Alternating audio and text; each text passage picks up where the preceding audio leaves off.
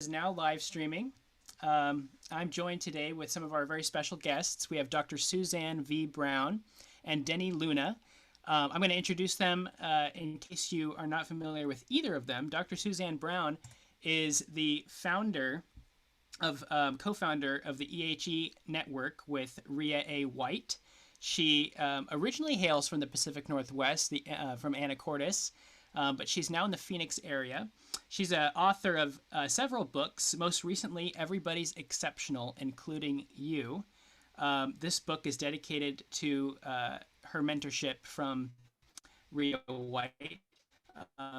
She is probably most well known for being an explainer and an explorer of what are known as EHEs, which are exceptional human experiences. And we're joined today also by Deni Luna, who's a longtime friend of East West. She has co-hosted our psychic fairs with us, both in person and online. She's one of our consultants, and she also is a presenter in her own right with some very amazing work that she's going to be turning into a book on King Arthur and the Arthurian legends. Thank you so much for joining us today. Thank you. Thank you. Thank you. Suzanne, I just want to say, since this is the first time that we're going to be hosting you, welcome. And I do wish we could do it in person, but it's great that we're able to host you, even so, through the distance from Phoenix all the way to here in Seattle. Yeah, it's great to be here. Thank you so much. Thank you. Yes, and so Deni's here because she actually introduced Dr. Suzanne to us, and I wanted to let Deni say a few words about how she met Suzanne and her experience with the work, and we'll take it from there.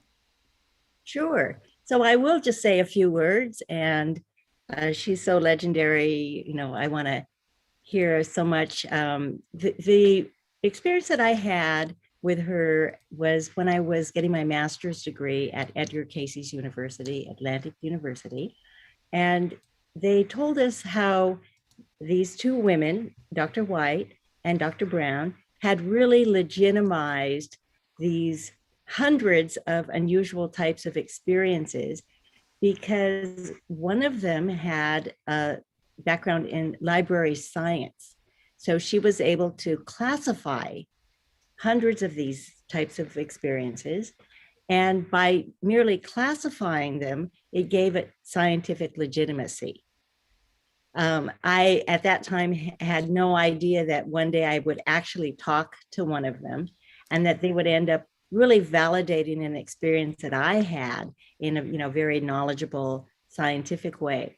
So the only other thing I would add is that so many people come to East West Books to get that authoritative validation for their own experiences because there isn't a safe place for a lot of people to talk about these things.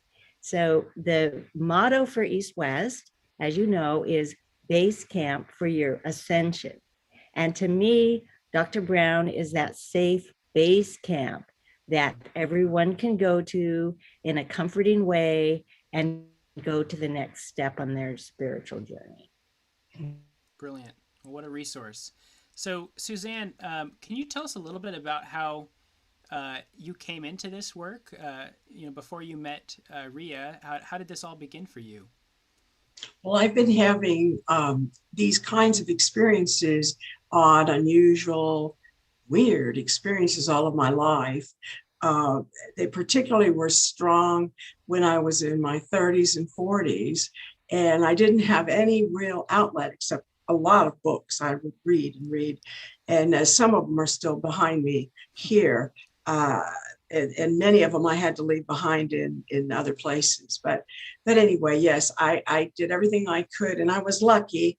I had two parents who did not dismiss these experiences. But like a lot of us, we're told, don't tell anybody. It's not a good thing to share these experiences with others. They may make fun of you. Mm-hmm. So what were some of those experiences that you call exceptional human experiences? What were some of those? Oh, okay. In the day before the Challenger blew up, in NASA's program, I saw it in a vision. I saw it happen. And I knew by then not to say anything or write anybody. I just told a girlfriend and wrote it down. And this is something we all can do. Mail it back to yourself. That's your proof. Put it in a letter and mail it back to yourself. So that was one. Precognition was big thing for me. Telepathy, easy. I would think of somebody, I'd get a phone call. I was lucky. I was able even twice to prevent someone from killing themselves on the opposite coast, whom I hadn't spoken with for years. Let's see. And I was in the sports zone. That's a fun one. Being in the sports zone. I was a big tennis player. And so I all of a sudden, I was in the middle of a tournament and the ball just slowed down so far that I had all the time in the world to get to the ball, to do whatever I want, smash it, So, yeah. So that's another one, a synchronicity, deja vu. I remember asking my dad, what is this? I'm remembering something that's already happened. And he had to explain about deja vu to me. Mm-hmm. So, yeah. Mm-hmm. So it seems like there must be a common thread, to classify them all as being exceptional human experiences. What does that mean for you? Do you have a definition that you work with for an EAG? Well, when I first met Rhea, she handed me a listing of experiences. We call them exceptional experiences. These kind of start us out. And she gave me a listing and she said, have you had any of these experiences? Can you add more? And I had such a fun thing with that list. I was checking off the ones I had and adding a few. And she said, we came up with over 400 different kinds of experiences. And we classified them into 5 different major classes. And so there's a difference, though, when you take the raw event of the base experience, and you ask the question, you explore it, then it has the power to move you out into the beyond, worlds beyond what you thought it was. You're in a new worldview. Your definition of yourself may be different. It can transcend you, literally. And when that happens, it's an exceptional human experience. Very much we actualize it, we potentiate it. We can't forget it or dismiss it. We've got to move on with it. Mm-hmm. That's an umbrella term for all these 400 plus experiences. Wow. Well, what you're saying to me really strikes a chord. I know when I was a teenager, I had some experiences like that. Like, actually, a lot of people in my generation had experiences like that through plant medicine. For me, particularly, it was through psilocybin mushrooms. And, this was years ago. I don't take them anymore. But I had an experience, which I believe was at EHE, in the sense that, like you just said, you have an experience, you feel a oneness or an awakening of some kind, and then you can't shut the door. You can't turn back once the door has been cracked. I don't know if it was Ram Dass who said it, but it was like the door opens and you cannot ever shut it. You could maybe cover it up and distract yourself from it, but it's always there. It's I think that's probably EHE might be that experience might be similar to having like a faith experience and some religious understandings. Would that be along the same lines? Yes, beautiful. Because yes, we have what we've identified is 5 stages, but there's always beyond. So you have your event, you look around trying to reconcile the event. Then all of a sudden, the event has a different meaning. So you're between worlds, the old one and the new one. You really can't forget the old one anymore, like you said. Then all of a sudden, we're catapulted over into the new experiential paradigm, we called it. and then you're leading a new way of being in the world. You take your gift and you do something with it, what's meaningful to you. And Bhima, you just gave me a terrific synchronicity. Thank you. I just sent an article on that mushroom research to somebody I just met yesterday, whose major work is EHE and mushrooms and other kinds of, and it's just, thank you. Yeah, you're welcome. Well, I guess that's another one, like you said, synchronicity, and we experience that a lot, I think, at East West, because you have so many people who have had an experience that transcends just the material world or reasoning, and then you get a bunch of those people together, even on Zoom, and amazing things happen. We just had an event with Neil Donald Walsh, who had an EHE. If you think about it, he had the experience of having a dialogue with God, and he was just writing it down. It became conversations with God. And in that workshop that we did, there were people who, one person wanted to write a book, and they didn't know what the title was, and the other person gave them the title, and the other person said, look, there's a website domain that's available with that name, and they were all working so much more efficiently together, almost like a hive mind, than they would have on their own. So, well, tell me a little bit, Suzanne. We're going to be hosting you first for an evening event on the power of an exceptional human experience, and a workshop the following day, and then you're also giving some one-on-one consultations. Can you give us a little teaser as to what to expect with those events? Okay. The first night is set at 7 to 8 p.m. at Pacific time, also Mountain time right now.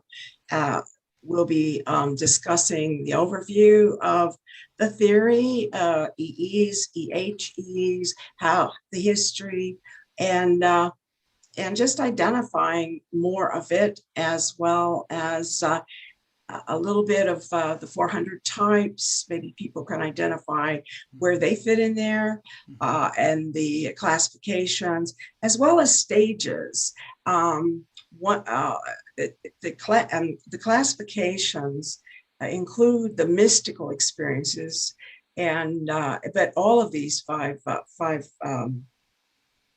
types, if we follow them along the stages, can lead us to some sort of a real spiritual way of seeing things.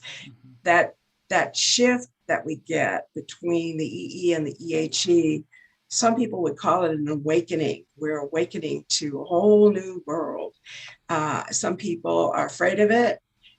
Some people even have, depending who you talk with, may say, oh, you're sick, you're crazy. Sometimes we think we're that way when we have a very astounding experience. So we're going to talk a little bit about that. And then I also want to try to see if we can get people who would be interested to follow up more with the workshop the next day, which would be between 10 and 2. And during that time, everybody's going to have a chance then to work on their own experiences. What we'll start out with is we will identify experiences. I'll give a little quiz of about 20 questions. People can kind of center maybe where they are. Then we'll do a review of the types and the stages. And then Deni and I had this map that I shared with Deni. I call it the matrix map of the journey. And it's 5 stages by 12 milestones. And within that 60 cell matrix, we usually can find where we are on the journey. And that doesn't mean we're fixed. That means we're going forward, backwards. Life over life, we change. And it can be different with different experiences as well. But we do move ahead. And then we have questions maybe like, where is where is mankind headed? Are we evolving? What is all this leading to? What's the purpose of our own individual and humanity's awakening, which is always fun to contemplate. Wow. So it sounds like the workshop, if I'm understanding it correctly, I'm sure a lot of people of our audience have had these experiences that kind of transcend their normal rational comprehension.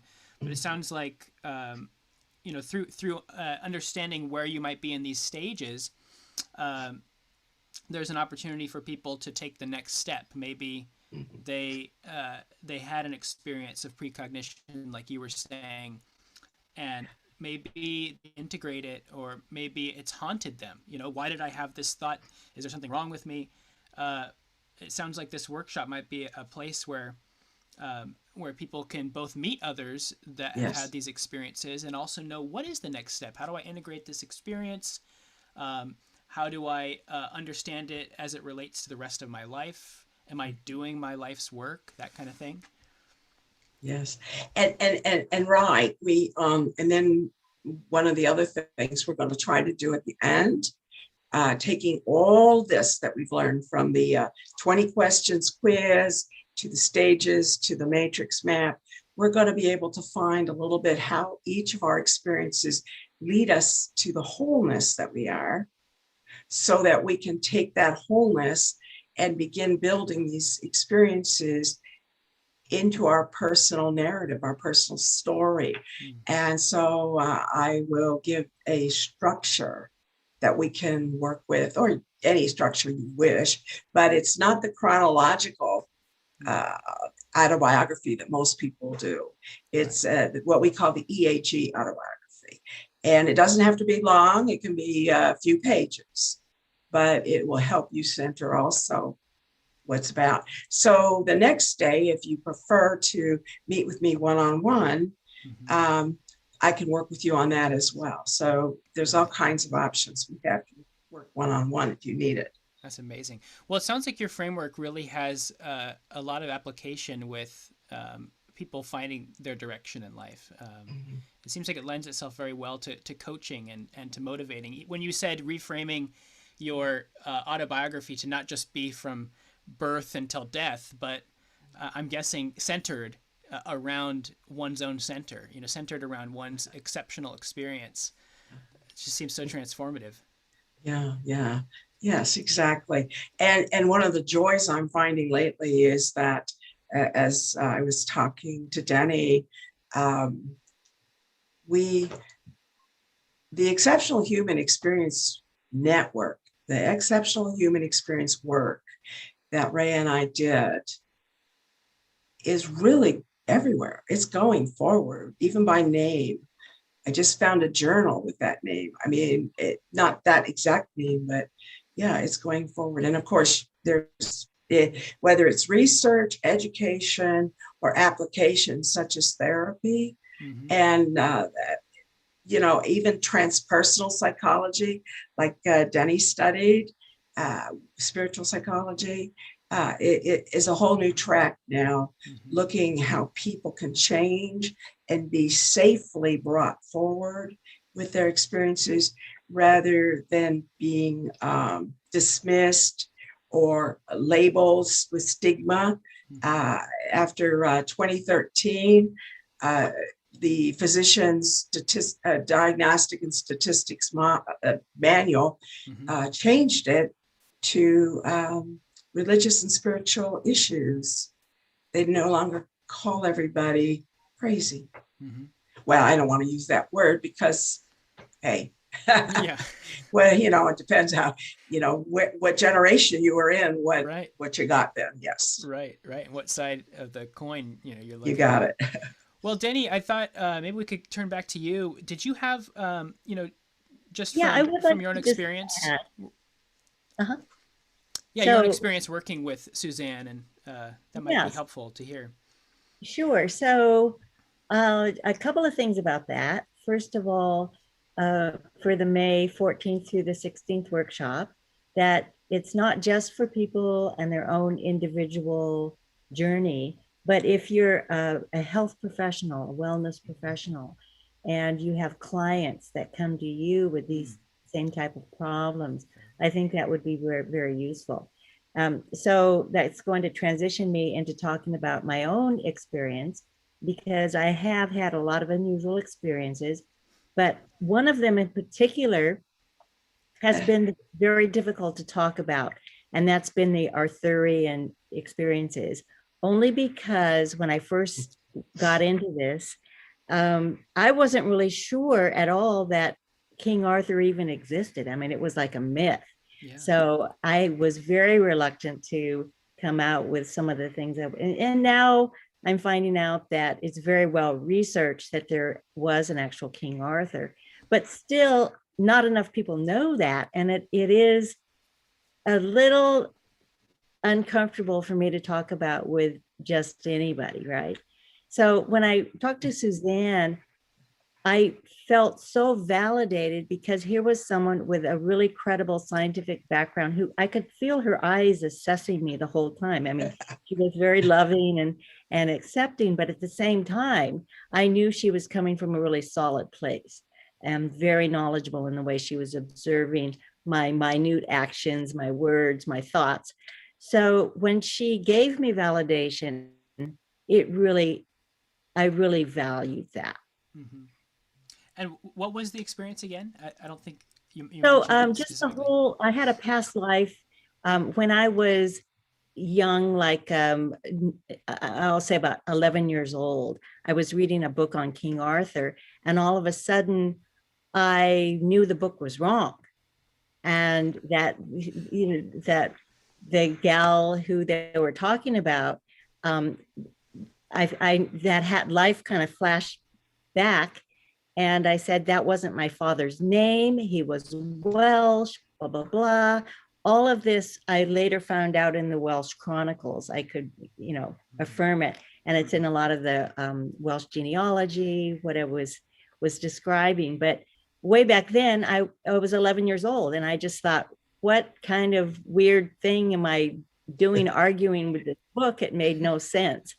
Um, so but then started me on this, eventually a lifelong, over many years, and going back to England and visiting a lot of those sites. And yes, so that's been my experience, and I just wanted to give my personal testimonial on that. That's wonderful. Yeah. Well, you can see how useful that is, because as an 11-year-old, nobody listens to you anyway, right? Much less, Exactly. much less if you're having a flashback to a past life. I mean, that can be a challenge. Well, wonderful. Well, thank you both, and we'll hear more from you, I'm sure, in the next month or so as we look forward to the event. We're going to, if you go to our website, for those of you watching live, however many couple of people you are, and then for those of you who are watching this as a replay, I will go ahead and in a few minutes update the description to put in the links to both the Friday and the Saturday event, as well as where you can book a one-on-one session with Dr. Suzanne. And thank you both so much for taking this time. It certainly made me excited about the event, especially, Deni, when you said for those who are perhaps it's not for them, but it's for their clients. Exactly. I know that at East West, we've had people, and continue to have people, who call and say, my house is haunted, or what's another one? Well, like you said, Suzanne, I have a roommate, or I'm feeling depressed, or I'm thinking of something very crazy right now, and I need a place to go, or I need somebody to talk to. This is like the first thing that I've thought of where, I wish all those years I could say, go see Dr. Suzanne. She's just in the room down the hall there. Because this is wonderful that something like this exists, where, like you said, Deni, a base camp, a place where, okay, so I've had this experience. How do I make sense of it? Where do I go from here? There's over 400 different types of experiences. Chances are, if you've had an experience that you've struggled with, that can't be answered by conventional wisdom or science, or your family members, or your grouchy uncle, or whatever, there's something to learn here. So I do encourage you to come on May 14th to the Friday night event that we're doing. And if you find that you're interested in it, just keep going down the rabbit hole. All right. Well, thank you both so much. Looking forward to the event next month. And that's it for now. Thank you, Bhima. Thank you. Thank you. Thank you both.